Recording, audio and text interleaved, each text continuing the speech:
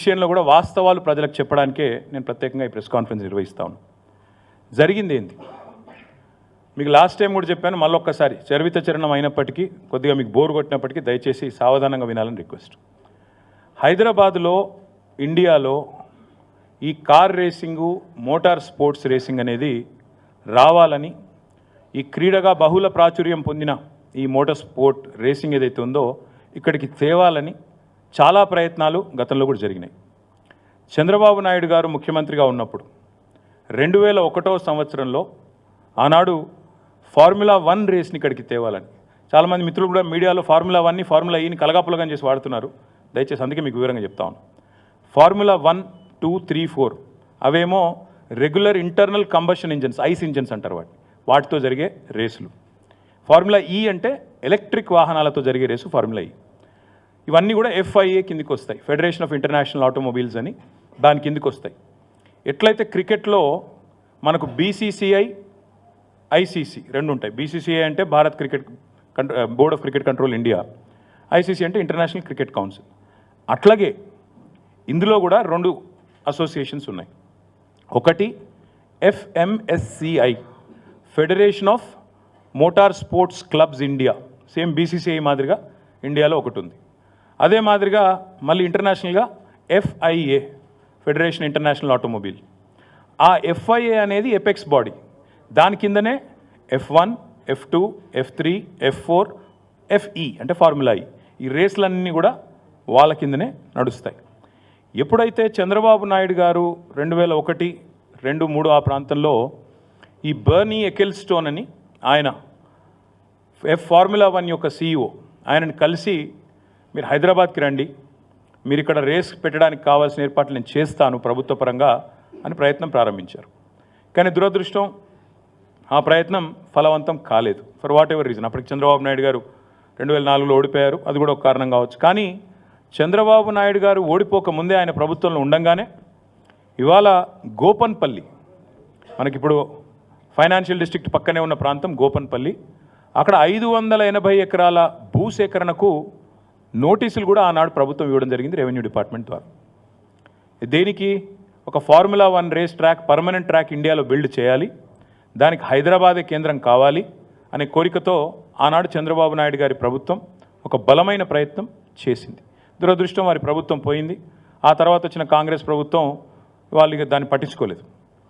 అట్లే ఆ రైతులు కూడా ఎవరైతే ఆ గోపన్పల్లిలో భూసేకరణ నోటీసులు రిసీవ్ చేసుకున్న వాళ్ళు ఉన్నారో వారు అప్పటి నుంచి ఇప్పటివరకు న్యాయ పోరాటం చేస్తూనే ఉన్నారు. ఆ రైతుల్లో ఒక ఆయన రేవంత్ రెడ్డి కూడా ఉన్నాడు. ఈరోజు ముఖ్యమంత్రిగా ఉన్న రేవంత్ రెడ్డికి కూడా అక్కడ 15 ఎకరాల భూమి ఉంది. సో ఇప్పుడు నేను చెప్పే స్టోరీ అంతా రేవంత్ రెడ్డికి కూడా ఎరికే. ఆయన గుంజుకున్నాడా లేకపోతే నిజంగానే రిజిస్టర్ చేసుకున్నాడా అది నాకు ఎరకలేదు. కానీ గోపనపల్లిలో భూమి ఉందని ఆయన అఫిడవిట్లో కూడా చూపెట్టిండు. ఎలక్షన్ అఫిడవిట్లో కూడా రేవంత్ రెడ్డి గారి ఎలక్షన్ అఫిడవిట్లో కూడా నాకు 15 ఎకరాల భూమి గోపనపల్లిలో ఎక్కడైతే ఫార్ములా 1 కోసం ఆనాటి అప్పటి తెలుగుదేశం ప్రభుత్వం భూసేకరణ నోటీసులు ఇచ్చిందో అందులో నాకు కూడా ఉన్నది అని చెప్పి రేవంత్ రెడ్డి గారు కూడా అఫిడవిట్లో, ఎలక్షన్ అఫిడవిట్లో కూడా మొన్న 2023 ఎలక్షన్ అఫిడవిట్లో కూడా డిక్లేర్ చేశారు. తదనంతరం ప్రయత్నాలు జరిగినాయి దేశంలో. ఈ F1 అనే రేసును తేవాలి, ఎందుకంటే చాలా విస్తృతమైన ప్రచారం కలిగిన బాగా పాపులర్ రేస్ F1. దాని చుట్టూ మర్చెండైజింగు, దాని చుట్టూ కొన్ని సిటీల యొక్క గ్రోతే దాని చుట్టూ ఉంది. మొనాకో అనే ఒక సిటీ ఉంటుంది, ఒక కంట్రీ కమ్ సిటీ. అది మొనాకోలో జరిగే గ్రాండ్ ప్రీ వరల్డ్ ఫేమస్. అక్కడికి పెద్ద పెద్ద వాళ్ళు ప్రపంచంలో ఉండే బిలియనీర్లు అందరూ దిగుతారు. అసలు ఆ మొనాకో అనే సిటీ వెలుగులోకి వచ్చిందే ఈ ఫార్ములా 1 రేస్ వల్ల. అట్లా ఒక ఫార్ములా 1 రేస్ని ప్రపంచవ్యాప్తంగా ఒక అంచనా ప్రకారం 200 కోట్ల పైచిలకు మంది చూస్తారు. 2 బిలియన్ ప్లస్ పీపుల్ చూస్తారు. అంత పాపులర్ రేసింగు ఫార్ములా 1 రేసింగ్.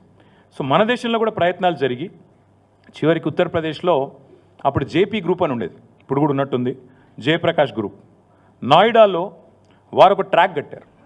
పెద్ద ట్రాక్ కట్టి ఆ ట్రాక్లో ఫార్ములా 1 వాళ్ళని ఒప్పించి మొత్తానికి ఉత్తరప్రదేశ్ నోయిడాలో డబ్బులు మేము పెడతాము అని చెప్పి 1700 కోట్ల రూపాయలు ఖర్చు చేసి, ఇది ఎప్పుడు నేను చెప్పేది 2009-10 ఆ ప్రాంతంలో 1700 కోట్ల రూపాయలు ఖర్చు చేసి ఆనాడు 2009, 10, 11, ఎందుకంటే ఒక రేస్ అనేది 1 సంవత్సరం కోసం జరగదు.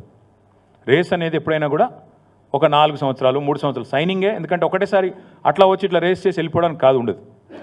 డెఫినెట్గా ఒకసారి దాన్ని ఏమంటారు క్యాలెండర్లోకి రావాలి, ప్రచారం జరగాలి, ఇప్పుడు నేను చెప్పాను అబుదాబి గ్రాండ్ ప్రీ ఉంటుంది, లాస్ వేగస్లో ఉంటుంది, తర్వాత సౌపాలోలో ఉంటుంది. ఇట్లా క్యాలెండర్ ఉంటుంది అనమాట.